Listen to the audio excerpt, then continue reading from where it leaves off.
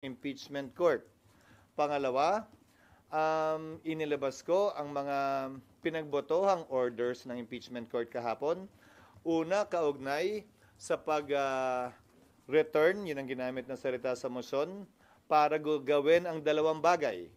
Una, na tumatalima sila sa probisyon ng saligang batas kaugnay sa one-year ban. At pangalawa, magsumite ng resolusyon mula sa 20th Congress na interesado, gusto pa nilang ipursige ang pag-prosecute at sampa ng kaso laban kay VP Sara. Ang sunod na order ay yung summons na sang-ayon sa rules ng impeachment court ay dapat i-issue pagkatapos mag-convene. Lahat yon ginawa at sinagawa namin kahapon, pero siyempre, kailangan nun ng kaakibat ng mga written orders din. Yun yung hawak nyo ngayon. Sir, anong masasabi dito sa mga nagsasabing in limbo na daw impeachment, unconstitutional, baseless, illegal, ang mga ginawa ninyo kagabi? Karapatan ni Numan ang magpahayag ng kanilang opinyon. Ginagalang ko yon. Subalit tulad ng sinabi ko sa aking talumpati nung nagdaang Lunes, Korte Suprema lamang ang pwede magsabi kung ano ang legal at hindi, kung ano ang constitutional at hindi. Pangalawa, kasaysayan lamang with the benefit of hindsight ang pwede makapagsabi kung sino din ang tama at mali kaugnay sa kanilang paniniwala. At kung walang order ng Supreme Court, sir, either way, you will proceed as you see fit. Tulad ng binanggit ko mula nung nagsimula ang impeachment complaint noong Pebrero, kung walang TRO, magpapatuloy kami. Kung may TRO na iniso, i-bring up yan sa impeachment court at pagpapasahan. Tulad ng binanggit ko rin noon, hindi ba? May dalawang pagkakataon na nag-issue ng TRO ang Korte Suprema kaugnay sa impeachment proceedings. Noong panahon ni dating Chief Justice Davide impeachment, may TRO laban sa Kamara na hindi sinunod ng Kamara. Doon naman sa impeachment complaint laban kay Chief Justice Corona, nag-TRO ang Korte Suprema kaugnay sa pagbubukas ng account, bumoto ang Senado para sundin yung TRO na yun. Sir, yung just on the second point, the second order ninyo, so makakapag-comply na nun 20th Congress. Oo. In the meantime, hindi sila makakapag-comply and walang action. Oo, kasi wala naman talagang action.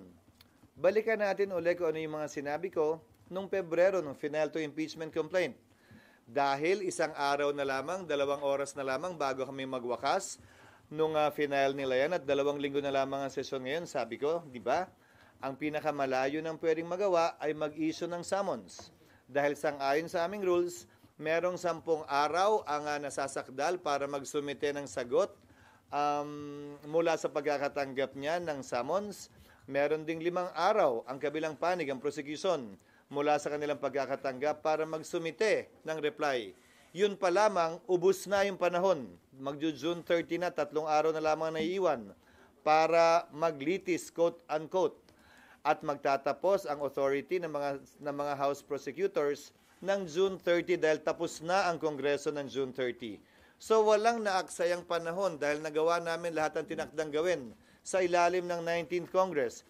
Baka nga makatipid pa, kung napakinggan nyo kahapon, dahil yung mga agam-agam kaugnay sa pagtatawid ng impeachment complaint na ito, yung mga agam-agam kaugnay sa interesado pa ba yung 20th Congress dahil hindi pwedeng i-bind ng 19th and 20th Congress, yung mga agam-agam kaugnay sa pag-comply nila sa one-year ban na itinatalaga ng saligang batas, lahat yon habang naghihintay tayo ng resumption ng sesyon ng 20th Congress para magsimula ang paglilitis ay masasagot na.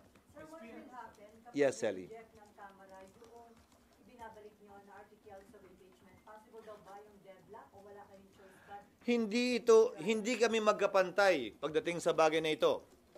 Hindi ito House at Senate kung saan co-equal ang mga ahensyang yan. Sa parte ng impeachment, Korte ang Senado, prosecutor ang Kamara. Wala sa lugar para sa akin ang Kamara na hindi sumunod sa ipinag-uutos ng impeachment court.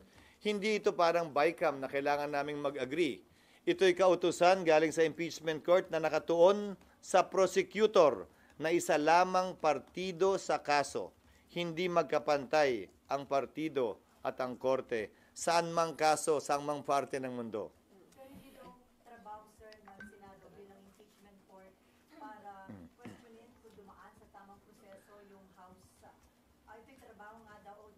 question niya, nung kampo nga ni VP Sara na meron nga pending sa Korte Suprema? May nakalagay ba sa rules na pwede kong pagbawalan at bigyan ng listahan ang mga miyembro ng korte? Ito lang ang pwede niyong tanungin at sabihin? Ito lang ang pwede niyong banggitin? Bawat impeachment judge may kalayaan magsalita at magsabi kung anong ninanais nila. Hindi para sa akin o kanino man ipagbawal ang lalabas at sasambitin ng kanilang mga bibig. Dapat buong galang nating tinatanggap at pinapahintulutan yon. Yan ang ibig sabihin ng pagiging isang deliberative body. So gusto nyo, dahil lamang Korte Suprema ang nagpapasa ng lahat ng bagay ng constitutionality, ni isang miyembro dito, walang pwede mag-question ng constitutionality na anumang bagay? Siyempre pwede. Siyempre malaya naming pwedeng pagdebatihan yan. Siyempre kung may motion, dapat naming pagbotohan yan. Pero sa dulo, palagi ko ang sinasabi, kung may magsasampa ng kaso, Korte Suprema ang may final say kung sino nga ba ang tama o mali legally at naaayon sa konstitusyon. Kahapon po nanumpa yung mga senador as senator judges. Apa. You swore to do impartial justice dun sa swear. Yung isa po bang West po pwedeng siya mag-move na mag-dismiss ng kaso, hindi yung either party? May nakapaloob ba sa rules namin na bawal yun? Hindi po, pwede sa tao na Na tinatanong ka, may nakapaloob ba sa rules na bawal mag-move? Kaugnay sa anumang bagay, kaugnay ng impeachment. Wala namang pagbabawal eh. Pero appropriate. Hindi para sa akin husgahan yon dahil kayo naman, yung pumapabor sa nasasakdal, ko-questionin nyo. Yung ayaw sa nasasakdal, walang question? Hindi ba kung karapatan nila maghain ng motion pabor sa nasasakdal, karapatan din ng sino mang ayaw sa nasasakdal, wala akong binabanggit na pangalan, na maghain din ng motion, pero sa dulo, pagbobotohan yon.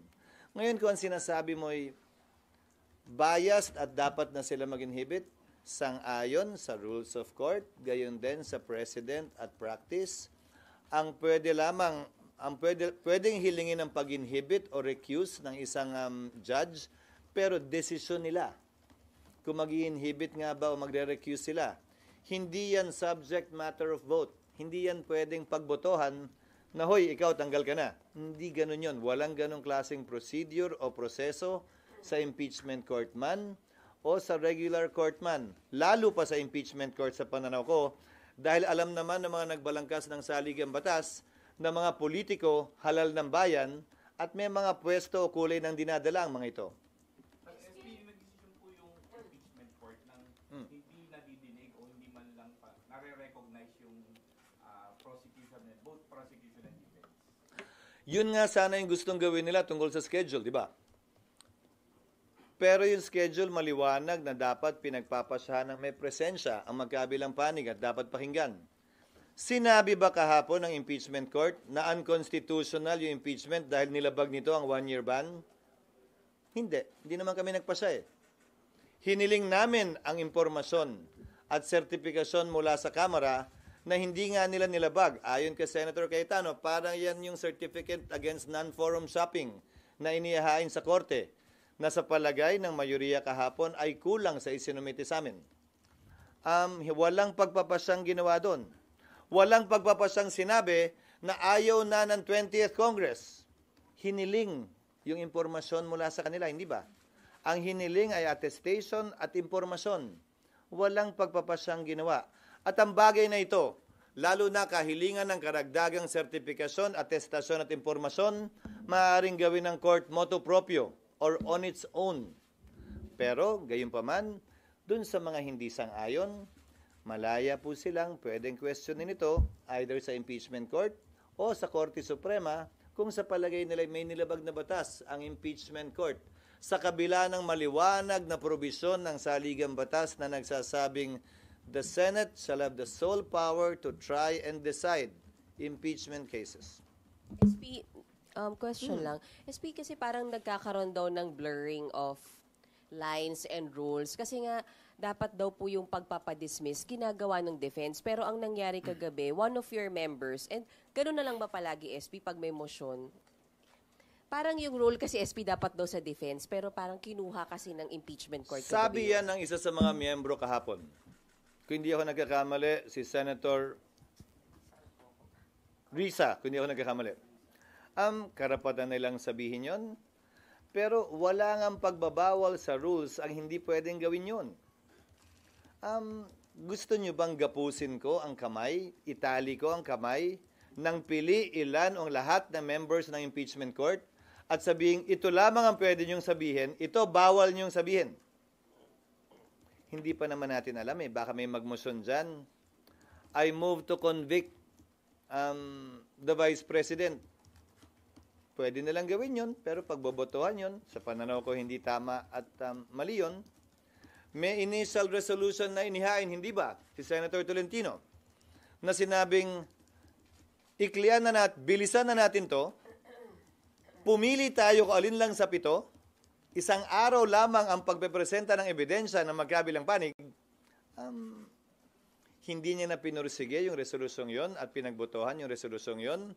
Subalit, walang pwedeng pumigil sa kanya na gawin yung mosyong yon. Pagbobotohan lang din namin yun. Pero SP, ano pong makakapigil doon sa any members of the court na alam naman natin na may ilang membro yung impeachment court na maka-Duterte, kaya henceforth Duterte block, na parang iabogado o gawin kung ano yung gusto ng DA. Babalik ta rin ko. Meron din namang miyembro na ayaw kay Vice President Duterte. Pantay lang naman Meron ding miyembro na gustong-gusto, gigil na gigil dito sa impeachment. Ngayon man o sa darating na Kongreso. Ayon mismo sa mga pahayag nila sa social media accounts nila. Pinili ng nagbalangkas ng saligang batas, ng mga politiko, congressman sa Kamara, senador dito, ang magpapasya kaugnay ng impeachment. Bahagi yan ng kinikilala nilang magiging sitwasyon nung ginawa nila yan. Dahil nga, ito'y hindi namang kasong kriminal, kung saan ang dulo ay ikukulong ang nasasakdal. Ito'y desisyong politikal, kaugnay sa pagpapanagot kung mananatili ba o aalisin sa pwesto ang isang mataas na opisyal. Hindi involved dito, ang kalayaan ng sinumang opisyal ng pamahalaan. Wala rin kapangyarihan ng impeachment court utusan ang nasasakdal na magbayad, magsole, o magbigay ng anumang halaga. Ang hangganan lamang ng kapangyarihan ng impeachment court, kaya nga siguro binigay sa mga politikal na mga individual, ay pagtatanggal o pag-alis sa pwesto ng ilang mga halal at appointed na opisyal sa konstitusyon na matataas. Sir, Yung mamayang session po, may pag-uusapan pa bang anything about impeachment? For example, yung expedited calendar ni Senator Tol kasi wala kahapon. Pinag-usapan na yung kahapon. Binanggit ko na rin kanina, hindi niya na pinursige yon at isinantabi na yon. Dahil, ibabalik ko sa iyo, pipili daw kami ayon sa kanyang motion ng 1 o 2 lamang sa 7. May kapangyarihan ba kaming gawin yon? Nang hindi namin tinatanong yung prosecution? Wala. Sa palagay ko'y wala. Isang araw lang daw ang presentasyon ng ebidensya, finish or not finish, pass your paper. May provision ba ang saligang batas na dapat madaliin ang presentasyon ng ebidensya, finish or not finish nga? Wala rin naman. Pero kahapon isinangtabi na yun. Pero yung mga ganong uri ng kahilingan, malayang pwedeng gawin yun ng sino mang senator judge. Sa dulo, kung ipupursige niya at may nag-o-object, pagbobotohan palagi yun. SP, Hannah po from BNC. Right here, at the back. I'm right here. Ayun. Yeah. Sir, Nakatago ka naman. did you ever talk to PBBM about his interest in scrapping the impeachment trial? To whom? With PBBM, sir. No. Ang napanood ko lamang ay yung sinabi niya sa kanyang interview kahapon. Kaugnay sa gagalangin daw niya kung ano man ang desisyon ng Senado bilang impeachment court kaugnay sa issue, yun yata ang tanong sa kanya kung tatawid ito sa 20th Congress o hindi. Sinabi ko na sa impeachment court at sa Senado ang aking pananaw kaugnay dyan, Yes, na yan and ay tatawid. Yes, and you share the same sentiment na tatawid sa 20th Congress. Tama po, sir. Depends on how you put it. I share his or he shares mine. Okay. Kasi Sir, parang nauna yata ako nagsalita kaugnay niyan. okay. Sir, there's a political source that said you have a private conversation with PBBM saying he expressed his concerns about the political effects of the impeachment trial. Ang usapin namin ni PBBM kaugnay sa trabaho ko ay patungkol lamang sa mga hinahabol naming priority measures na binanggit ko nung nag-session uli kami nung June 2. At yun nga yung naging dahilan, di ba? Inamin ko naman yun, nag-usap, nagkita, at pinag-usapan yung mga panukalang batas para mahabol bago mag-adjourn ang session. Nandyan na rin naman tayo sa paksang yan. Sana isingit nyo na rin. Lahat yon na binanggit ko ay nahabol namin at ang iniintay na lamang namin ay ang mga sumusunod. Ang postponement ng barangay SK elections na nasa BICAM ngayon, yung nuclear bill na nasa BICAM din ngayon, yung judicial fiscal autonomy bill na nasa BICAM din ngayon at sana mahabol ang ratification mamaya. At panghuli, ang right of way na nasa BICAM din ngayon. So would you say, sir, you're not receiving any guidance as to how the impeachment is being handled? Because, of course, from what we can recall, it was his son who first signed the impeachment complaint from the House to the Senate. Walang change of mind mula sa Malacanang tungkol dito? Hindi ko alam dahil hindi naman ako ang tagapagsalita ng Malacanang para alamin kung nagbago nga ba yun o hindi. So, Ang napanood ko lamang ay yung sinabi ng Pangulo na hindi naman daw talaga siya sang-ayon sa impeachment. Sa interview niya ilang linggo ang nakakaraan. Kay Congressman Sandro, nag-uusap kami, nagte-text kami, pero tungkol din dun sa mga panukalang batas na hinahabol namin itong mga huling araw ng sesyon. Sir, papatanong, ano daw yung explanation ng boto nyo? Ba't bumoto kayo in favor dun sa motion to remand o to return? Pinapaliwanag ko na ilang ulit. Yung posisyon ko, hindi ba, nasa talumpati ko yun nung Lunes. Kaugnay ng matagal na pagkakaupo ng Kamara dito sa impeachment complaint, tinalakay ko na rin sa aking talumpati nung Lunes.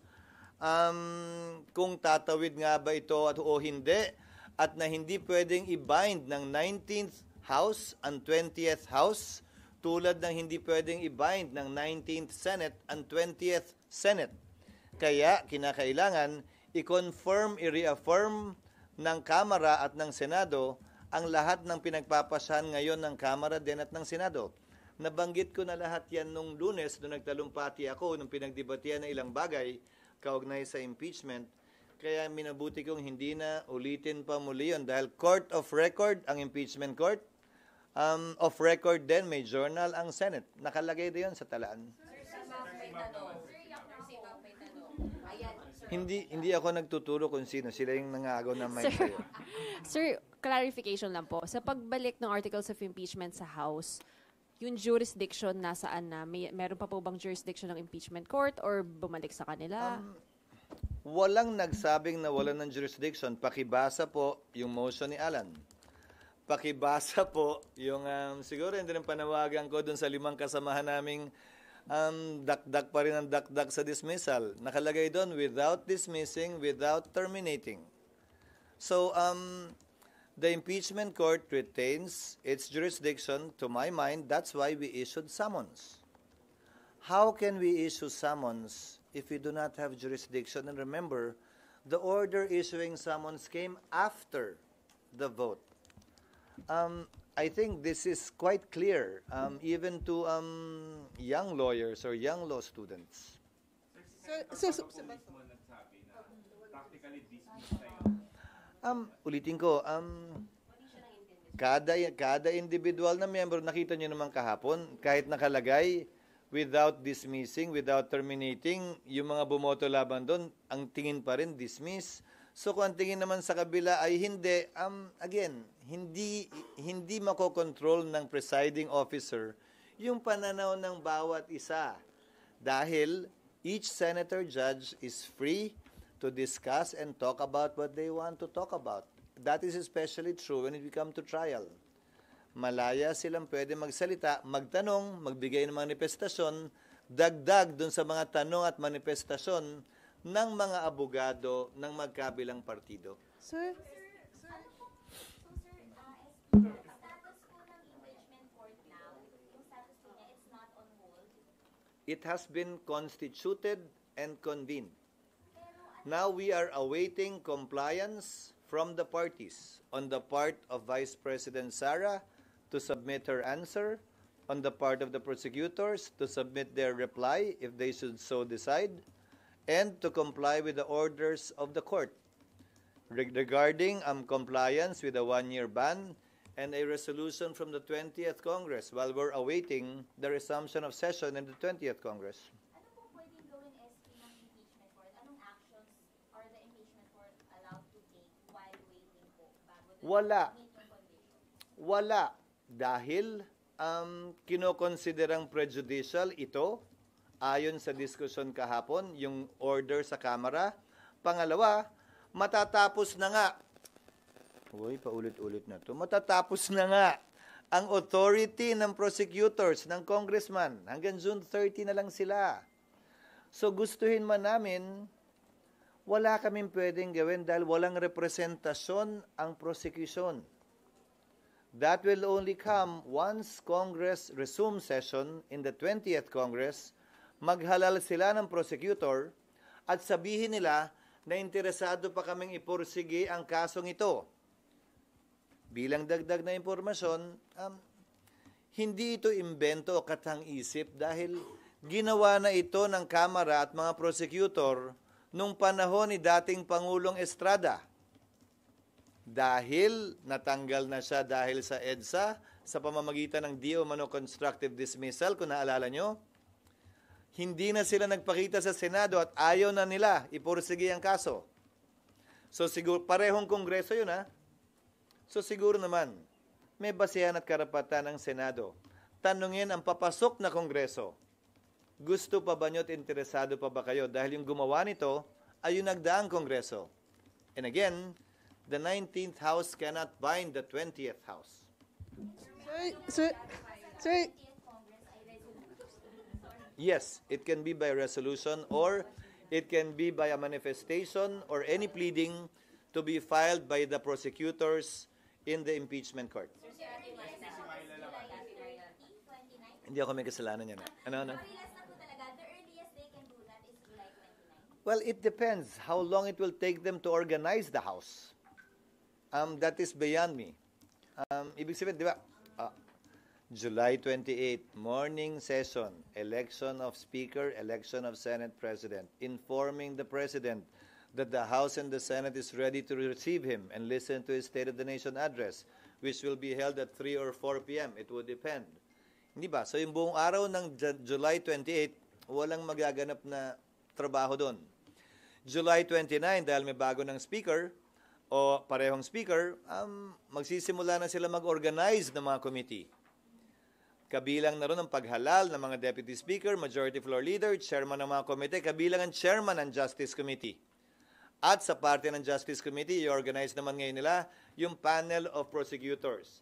Ang paghalal ng Panel of Prosecutors para sa akin ay hudyat o senyal na interesado pa rin sila na ipursige ang impeachment complaint na ito. So pwedeng yon ang isang paraan. Pangalawang paraan ay resolusyon na pirmado ng mga miyembro ng Kamara na higit sa 1/3 nito o mga prosecutors ay imamanifest sa Kamara at sa Senado bilang impeachment court na interesado pa talaga silang ipursige ito sa pamamagitan ng isang pleading. Si Myla Moon. Baka magtampo hindi na. naman nasagot na rin naman. Hindi.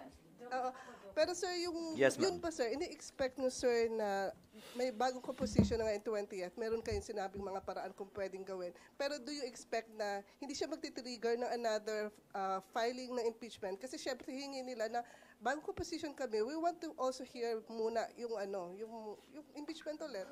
Do we expect na ganun-ganun lang Sino? kabilis?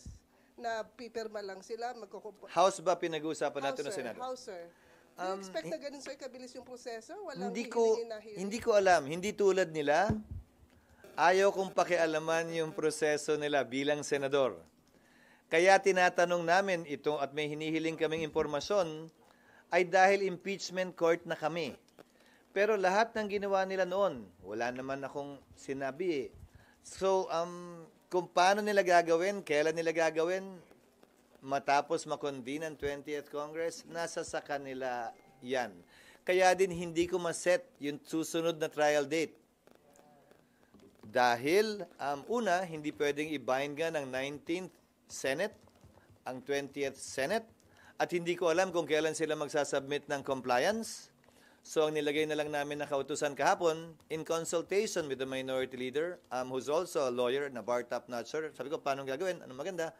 Sabi niya, to a date to be set by the presiding officer, kasi hindi pa naman talaga namin alam kung anong mangyayari sa 20th Congress. Pero last follow-up lang, sir. Yes, ma'am. Sa order niyo, sir, parang lumalabas na stand na, sir, ng impeachment court na talagang since 18 yung bumoto doon, na talagang pwedeng tumawid, nire-recognize dapat ng 20th Congress yung impeachment. Iyon ang posisyon ko, oo. The fact, sir, na majority na, sir, yung bumuo, ibig sabihin na stand na, sir, ng buong court. Ulitin ko, kaya ko lamang magsalita para sa aking sarili at bilang presiding officer. Iyon ang posisyon ko, iyon ang epekto nun sa pananaw ko. At ayon mismo sa ilang mga batikang abogado, kabilang na si, kung hindi ako nagkakamali, Justice at Concom Delegate Ascuna, iyon ang nakikita niyang epekto din nun. Pero ulitin ko, ito ang pananaw namin. Maraming mga papasok pa lamang ng 20th Congress na iba't iba ang pananaw. Papakinggan namin sila pagdating ng resumption ng sesyon sa 20th Congress. So SP, magko-convene lang ang impeachment court. Yung pagko-convene ulit ng impeachment court, magdedepende sa Kamara. Pag nagsumite ng compliance, oo. Maliban na lang, kung sa 20th Congress, mag-convene ang impeachment court, bawiin itong ginawa ng impeachment court na ito, mag-set ng trial date, at gawin ang ibang bagay na gusto nilang gawin. Kaya ginawang presiding officer will set. Kasi kung isa-set lang naman yung date matapos nilang magsumite ng compliance, hindi na kailangan mag-convene at mag-robe. Presiding officer na lang, based on consultation, iset yung date. Kasi wala namang gagawin eh. Wala nang change costume, di ba? Isa-set na lang dapat ng presiding officer. Yun yung logic sa likod ng ang presiding officer ang magse-set.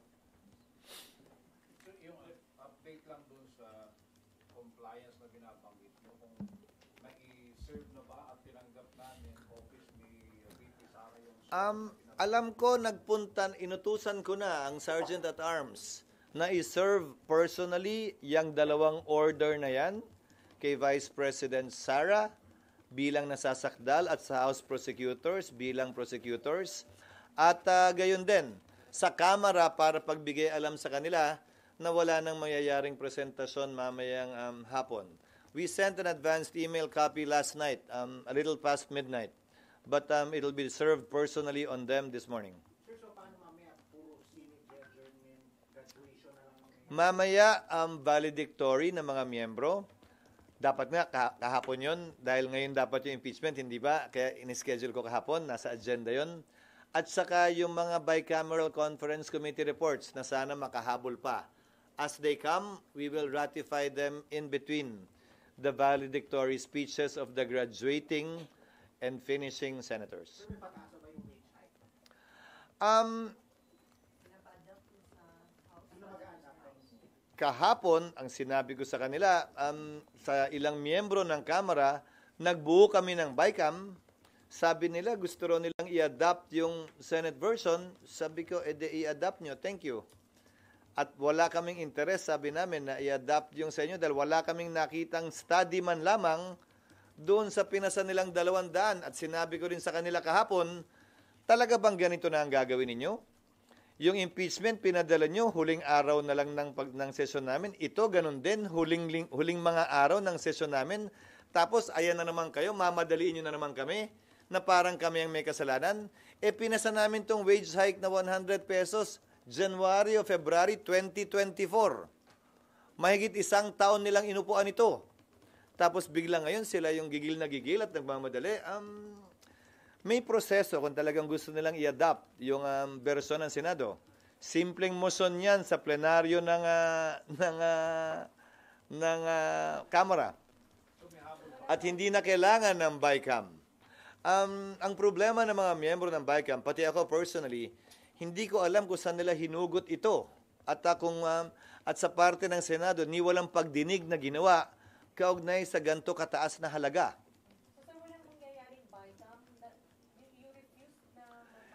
It's not that I refuse. They sent it to us yesterday. Nag-form kami ng BICAM kagabi dahil may impeachment kami. Buong umaga ngayon hanggang hapon mamaya ay may CA kami. May humigit kumulang 100 pa yata at 20 opisyal na nominado at appointed ang kailangan namin i-confirm. Paumanhin sa Kamara pero mahigit 300 sila. Kami 23 na ginagawa ang parehong trabahong ginagawa nila. So hanggat maaari sana, mas bigyan nila kami ng mahabang panahon dahil sila ay mas marami naman na nagtatrabaho sa parehong proseso ng legislasyon. Yun ang sinabi nila sa akin kahapon. Pero gusto pa rin nila mag-BICAM kaya hindi ko maunawaan. Bakit magba-BICAM kung ibig sabihin hindi sila sang-ayon? Again, akala ko ba sang-ayon sila? So, sino ba talagang nagdidikta at nagkukumpas at nagsasabi ng posisyon? O so kung sinasabi mong hinahagil sa ganyan, ibig sabihin, wala silang balak i-adapt yun. So kapag hindi na-adapt, malabo na sa... Wala kaming oras para gawin yun. Ulitin ko ayan na naman eh. Bakit ba kung kailan huli, biglang sasabihin, dinedelay namin at wala kaming oras para i-adapt yun, kapapadala lang nila. Kung pinadala sana nila, bago kami nag-adjourn noon pa, mas madali-daling pag-usapan yan at mapag-aralan. Mahirap kasi, minsan, kung ang intensyon ay hindi lang naman talaga magpasa ng makabuluhang batas, pero magpaasa ng walang pag-aaral sa mga sensitibong bagay na maaaring makaapekto sa ating ekonomiya, na siguro naman dapat nalalaman nila yan bilang mature dapat na mga leader ng ating bansa. SP, sorry. Yung certification po ba of non-forum shopping, is that a requirement po? In the rules of court, it is. SP, sorry, balik. Ito ay, hindi ito certificate of non-forum shopping. Ang sinabi ni Senator Judge Cayetano kahapon, ito'y parang ganon, na nire-require ng korte sa mga litigants. So, nire-require ng korte kahapon na mag-certify kayo na hindi ninyo nilabag yung 1-year ban na itinatalaga ng saligang batas. Na pinapaliwanag nila, pleading na tayo kasi impeachment court na to eh. Sinecertify nila na hindi at anong sabi ng mga senator judges? Kahit yung mga bumoto laban dito. SP, ano po? Hindi natin pwede pagpasahan to dahil wala tayong hawak. We cannot take judicial notice of it. We need information from the House. You saw what happened on the floor. The original motion to dismiss evolved and developed. So, ganun ba? Kailangan ng impormasyon? O di sige, kunin natin yung impormasyon sa House. Hindi nyo nga ba nilabag ito? Now, there is no position taken na nilabag. Contrary to what some of the members are saying, that we decided on this, that we cannot say it's unconstitutional. We're not saying it's unconstitutional. In fact, we're asking them. And the information will come in the form of pleading. Yes. Yes, a compliance. Pero yung communication that they will pursue resolution. It can all... Ulitin ko, ayokong diktahan. Pero, ayokong diktahan, pero magpapasa sila ng resolusyon at i-quote at ito'y opinion ko bilang abogado, hindi ko sila dinidiktahan. Sa tingin ko, ang dapat nilang gawin, magpasa sila ng resolusyon at yung resolusyong yon ipaloob nila sa isang compliance na pleading na isasubmit nila sa impeachment court. Hindi nila isusumite yung resolution mismo sa impeachment court. Ulitin ko impeachment court na tayo, lahat ng mga submission, ang tawag ay pleading, may title, may case number, so hindi yung ordinaryong resolution ipapastamp receive lang. Everything should be coursed through a pleading already once it pertains to the court. SP, that would have been determined and discussed during the trial proper. Which one? yun, kung meron bang violation dun sa 1-year ban. I-discuss, hindi, compliance lang yun. Natupad na nila yun kung magsumiti sila. Ngayon, kung may senator judge na magtatanong, kaugnay nun, pagdating ng 20th Congress, hindi ko na kayang i-predict yun. Pero nag-comply na sila, baka naman tapos na yun doon. Di ba? Sandali lang, please. Sir, sorry. Speaking of the pleading, sir, ano naman po yung pananaw niyo, sir, good morning, doon sa mga nagsasabi po na nakaka-delay daw po itong naging pag-return kasi nagdadagdag po ng pleadings, humahaba po yung proseso sana na ginugugol na lang po dapat for the trial, sir. For the nth time. For the nth time, the most we could do during the 19th Congress, before Congress adjourns, and before the 19th Congress ends, is to issue summons. We've done that. And okay, Itong paghingi namin ng impormasyon, dagdag na trabaho siguro sa prosecution, pero ano naman ngayon, akala ko ba gigil na gigil sila dito? Ito trabaho nila. Pero, paano makakadelay? Wala naman pwedeng mangyari. In fact, mapapabilis pa dahil habang nakareses kami, habang walang trial, habang hindi pa pumapasok ang ika-20 Kongreso, ay magagawa na nila to at mapaghahandaan. Dahil baka mamaya, si Senator Bato ay bahagi pa rin, si Senator Cayetano ay bahagi pa rin ng 20th Congress. Kung hindi namin to ginawa ngayon, paano pag ginawa nila yan pagpasok ng 20th Congress Impeachment Court? Doon pala magsisimula yan?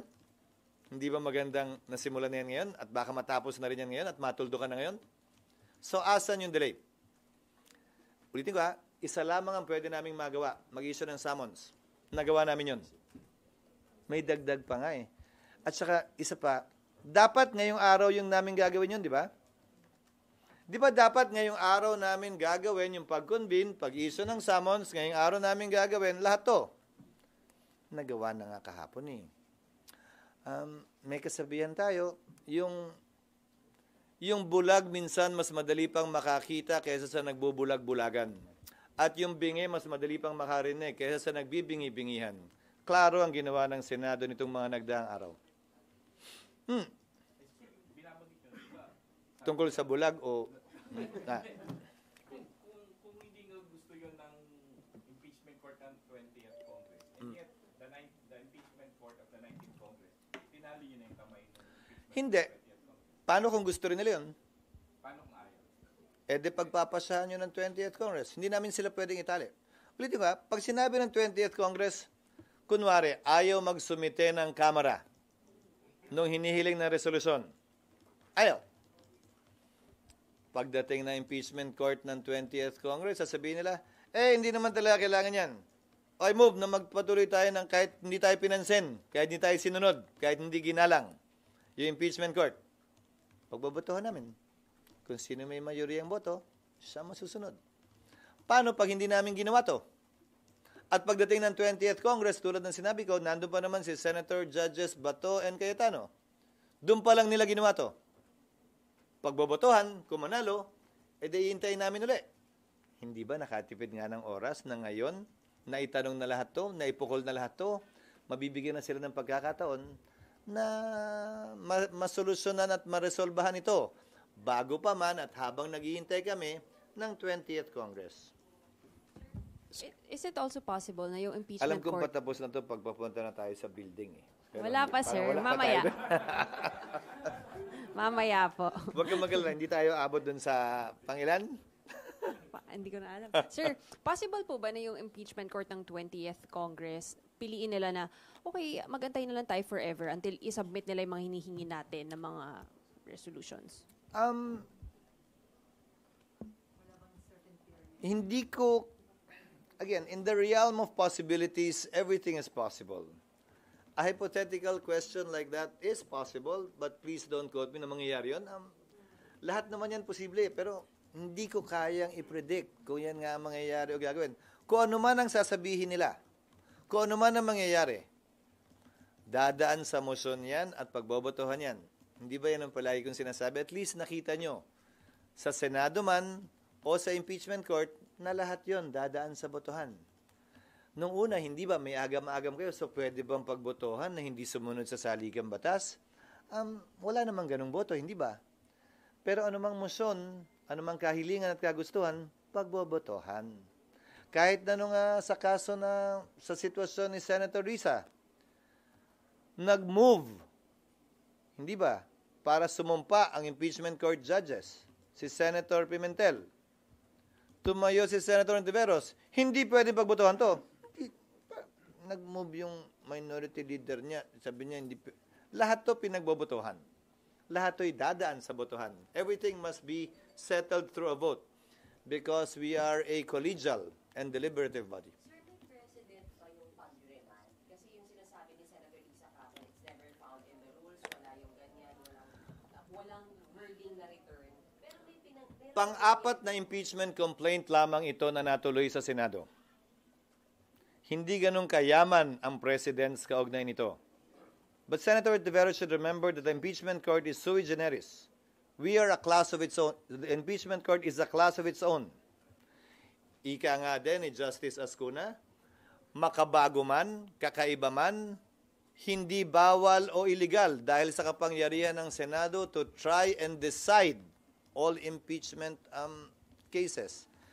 Na hindi ba nagawa pa noon, ibig sabihin, bawal at mali. Di ko ano yung buhay ng mga primitibong tao, yung parang ang buhay natin ngayon dahil walang bagong pwedeng gawin o magawa. Ngayon, kung sa pananaw at palagay niya ay illegal yan, ginagalang ko ang kanyang karapatan na questionin ito sa Korte Suprema. At anumang kautusan ng Korte Suprema bilang abogado, ako'y tatalima doon. Sir, yung bang naging result ng botohan kagabi, preview na ba yun ng posibleng maging botohan pagdating doon sa impeachment case? Hindi ako nakahandang sabihin yun.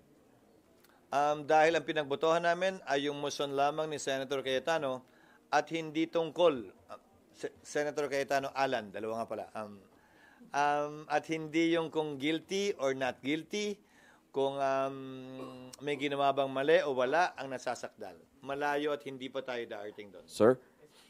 Yung nasettle daw kagabi, hindi lang yung motion ni Senator Alan. Pero yung botohan sa Senate leadership in the 20th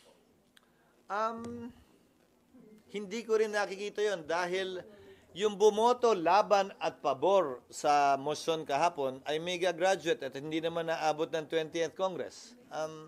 So, tumawid sa magkabilang panig ng motion yon. So, hindi ko rin nakikitang hindi ko rin nakikitang sumasalamin yon sa magiging botohan sa pagpili ng Senate President. So, sir, ang sitwasyon ngayon, nandun yung uncertainty kung makakaroon pa ng impeachment Sino? Ulitin ko. Yung bulag, mas madaling makakita sa nagbubulag-bulagan. Nag-issue na kami ng summons, inihintay namin kung may duda po sa alinlangan. Wala na siguro ako masasabi para pawiin yung duda at pag-aalang-alang na yon. Kailangan na lamang niyang gawin ay intend. Sa lahat ng ingay, sa lahat ng panahon na ginugol, kaugnay sa isyong ito, tumalima at ginawa naman namin kung ano yung sinabi namin gagawin namin. Na antala man ng ilang araw o ilang oras sa dulo, wala namang epektong masama sa magkabilang panig ng impeachment process na ito. Walang nasaktan, walang nabenepisyohan. Siguro ko magandang pamantayan kung patas nga ba, kung tumatalima nga ba sa hustisya ang gawain ng isang korte, partikular ang impeachment court, ay kung ang magkabilang panig ay may rason para sumaya, may rason para malungkot. Hindi yung isang panig lang yung palaging masaya o malungkot. Ganyan naman kasi talaga ang paglilitis. Kung sino ang tama, kung ano ang tama sa aming pananaw at legal, yon ang dapat katigan ng korte. Sino man ang mapaboran, sino man ang masaktan o matamaan. Someone was raising his... Yes, sir. Sir, susugan ko lang yun, sir. With the recent development sa impeachment trial, kayo as a presiding officer, masaya ba kayo doon sa naging resulta dito sa opening salvo na ito? Confident ba kayo na if ever questionin ito, yung legality nito ay tatayo at kayang panindigan ng impeachment court? Una, hindi ako masaya dahil hindi pala ako pwedeng mag-bathroom break dahil hindi pala pwedeng umupo ang pro tem. Wala nga palang pro tem sa impeachment court. Wag naman diaper, grabe ka naman. Pwede namang mag-suspend lang sandali. Hindi ako masaya o malungkot para sa akin. Nagawa namin yung aming trabaho ng matiwasay, maayos at susog sang-ayon sa proseso.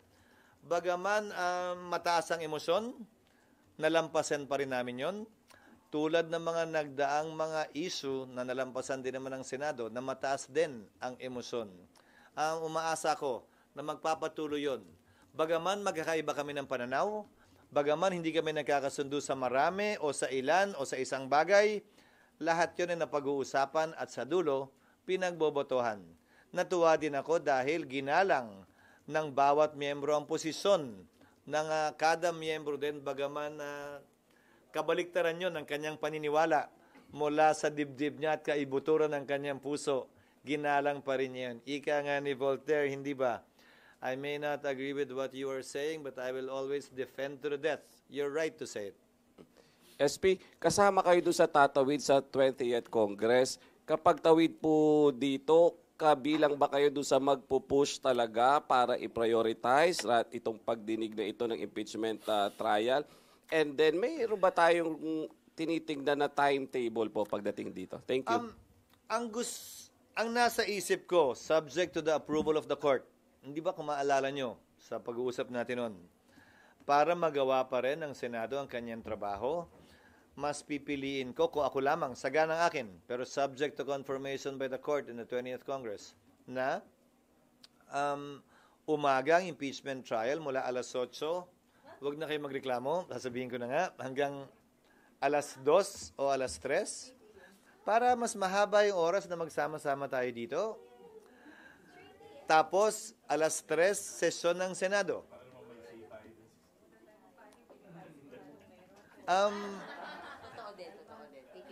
Hindi, sinasabi ko lang, kung ako ang tatanungin, para magawa pa rin namin yung trabaho namin. Tandaan nyo, nagsisimula pa lamang ang Kongreso nito. So, yung mga bill ay kailangan dinggin sa komite bago makarating sa plenaryo.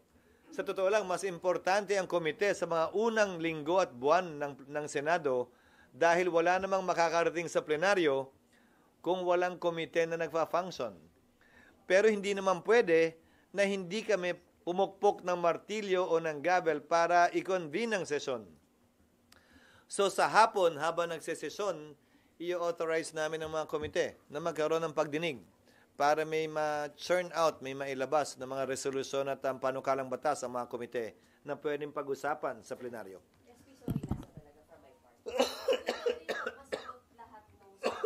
Promise ha. Sir, masalot lahat ng summons ng process tsaka ng defense on June 26. Tapos mabigay yung attestation. Pwede kayong mag-trial o hindi? O hihintay niyo talaga yung reso from the 20th? Dalawa yung hiniling. Hindi lang, nagustuhan niyo ba yung suot nilang mga robe kahapon? 3 araw na paglilitis. Sa totoo lang simula pa lang, tapos na agad Magno-notice pa lang kami. Hindi kami sigurado kung tatalima sila sa mga period na yon. Halimbawa, sorry, nag-practice kasi ko noon receipt controls when the 10-day period will start. So, hindi naman porkit ngayon pinadala, ngayon di matatanggap, so magbibilang na uli kayo. Hindi, pati yung reply ng prosecutors. Pati yung pagpapadala niya, paano pag pinadala sa post office na ginagawa minsan ng mga litigant yon? It is the date of mailing that controls. So, kailangan namin intayin yun na mangyari at dumating. So, hindi namin, tapos pag dumating man yun, bago kami mag-conduct ng trial, kailangan ngayon kami magbigay ng notice. Siyempre, may sapat na panahon dapat para mabigyan sila ng impormasyon kung kailan nga ba ang paglilitis. Yung pa lamang ubus na. Kaya nga, mulat-mula, ang sabi ko, hanggang summons lang ang pwede naming i-issue. At yung trial mismo, sa 20th na yan. Sabi niyo Ayaw nyo lang maniwala kasi sa akin noon. Eh. Sinabi ko noon. Ngayon, naniniwala ka na. Nananampalataya ka na. SP, sabi niyo kasaysayan lang yung pwede mag-gusto. Do you think history will be kind to you and the night it comes? Again, pag sinabi kong kasaysayan lang ang pwede... Ano na? Kaya nga kasaysayan ang pwede makapagpasa, hindi ako eh. Tatanungin mo naman ako ngayon. Again, I say that history should be the judge of all of our actions because history will have the benefit, because the future will have the benefit of hindsight. Mas malawak na ang pananaw. Ano mang bagay na tiningnan mo ng malapitan, ano mang bagay yan, kahit text ng telepono mo, hindi mo makikita at mababasa na maliwanag, hindi ba? Bigyan mo ng konting distansya, medyo mas maliwanag-liwanag mo na makikita. That for me is hindsight. That for me is history. And I think that would be a better judge than all of us who are living at this time with our own prejudices, with our own biases, with our own political colors that we're carrying, at least within the polling places when we vote. Huh? As what? As what?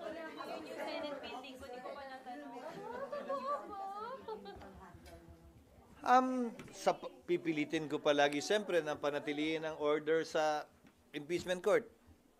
May sumisigaw na isa kahapon, di ba? Pinaano ko nga, pero ayoko na maging masyado malaki. Hindi, in order ko. Nag-CR ka na na sinabi ko na. Okay na?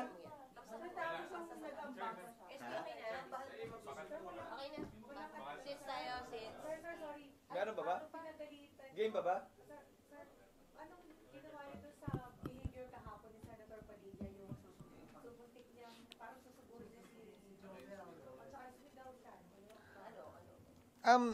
Normal para sa akin sa dami ng pinagdaanan kong highly politically charged na mga proseso, kabilang na ang impeachment. Kung maalala mo, ang unang kongreso na kinabilangan ko, yung 11th Congress, 28 years old ako noon. Yun ang kongresong nagtangka mag-impeach kay Pangulong Estrada. Yun ang kongresong nagkaroon ng 3 speaker sa loob ng 3 taon. Hanggang ngayon, yun ang kaisa-isang kongresong nagkaroon ng 3 speaker sa 3 taon at nag-impeach ng Pangulo. So, sa pananaw at palagay ko, base sa aking karanasan, normal na mataas ang emosyon ng mga miyembro dahil nga may mga pinangahawakan ng kada miyembro matitinding damdamin sa mga isyong pinag-uusapan at pinagbobotohan. Hindi ko na kinailangan pang kausapin sino man dahil sila na mismo ang lumapit sa isa't isa, napanood niyo rin naman, at nung medyo lumamig ay humiling ng pag-unawa sa nangyari, ilang minuto ang nakalipas lamang. Hindi na nga umabot doon dahil bago pa mag-suspend ay nilapitan na nila isa't isa at nagyakapan.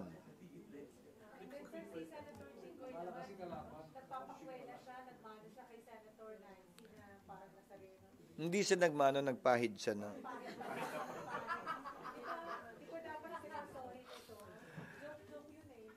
The Senate was suspended at that time.